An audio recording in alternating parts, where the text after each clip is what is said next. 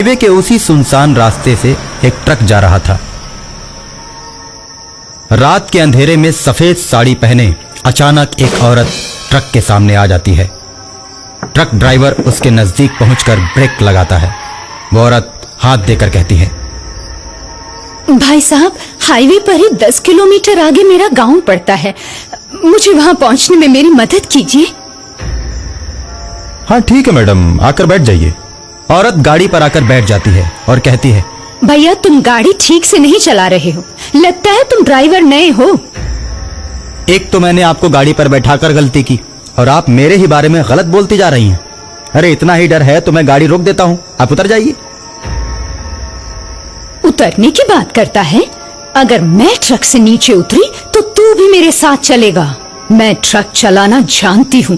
आगे हाईवे का घुमावदार मोड़ है जिसे मौत का मोड़ कहते हैं, जहाँ नए ड्राइवर्स का अक्सर एक्सीडेंट हो जाता है। और अगर तुम अपनी और मेरी जान की भलाई चाहते हो तो मुझे गाड़ी चलाने दो।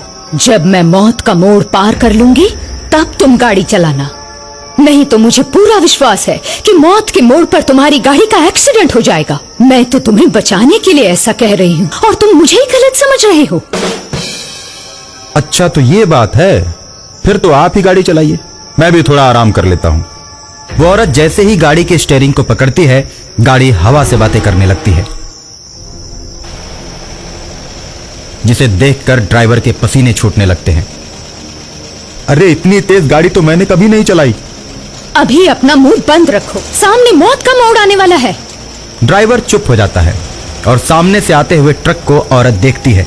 उसके बाद उसमें इस तरह टक्कर मारती है कि वो पलटकर हाईवे पर गिर जाता है और उसके ड्राइवर और कंडक्टर दोनों मर जाते हैं। जब ट्रक ड्राइवर वो दुर्घटना होते हुए अपनी आंखों से देखता है तो उसकी चीख निकल जाती है, मैडम जी ये आपने क्या कर दिया? मैंने कुछ नहीं किया। हाईवे पर अक्सर ऐसे हादसे होते रहते हैं।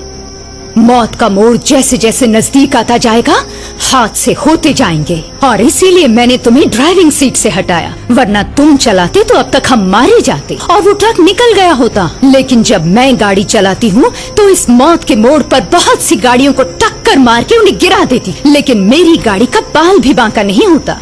वो तो शुक्र है कि मैं तुम्हें मिल गई, वरना तुम और गाड़ी दोनों गायब हो जाते। इसलिए कहती हूँ कि चुपचाप बैठो, मेरा दिमाग घुमाने की कोशिश मत करो। एक तो ये रास्ता उबड़ खाबड़, दूसरी तरफ ये घुमावदार मोड़, और तीसरी तरफ तुम। कहने को तो ये हाईवे है, मगर इस पर भी बड़े बड़े खड्डे बने हुए हैं। कोई ध्यान ही नहीं देता। किसी को क्या फिक्र है? गाड़ी पलटती है, ड्राइवर गिरते हैं, गिरने दो। मैडम 10 किलोमीटर तो पार कर गए, आपका गाँव तो कब का जा चुका है। मैंने तुमसे झूठ बोला था। वो देखो सामने से गाड़ी आ रही, उसका भी ड्राइवर नया है, देखो कैसे चला रहा है।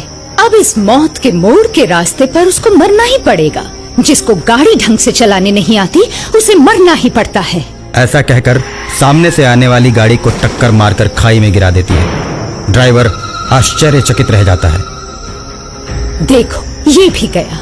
आज की दुनिया में तुम लोगों को नहीं मारोगे तो वो तुम्हें मार देंगे, इसलिए मैंने दोनों ट्रकों को जानबूझकर टक्कर मारी। अगर वो नहीं मरते तो हमें टक्कर मार के मार देते। इसलिए कभी कभी दूसरों को मारना जरूरी हो जाता है। खुद को बचाने के लिए कुछ भी करना पड़ता है। ड्राइविंग के अलावा आप बहुत कुछ दुनिया के बारे में जानती हैं। मैंने भी तो आपको जानबूझकर ही बैठाया है।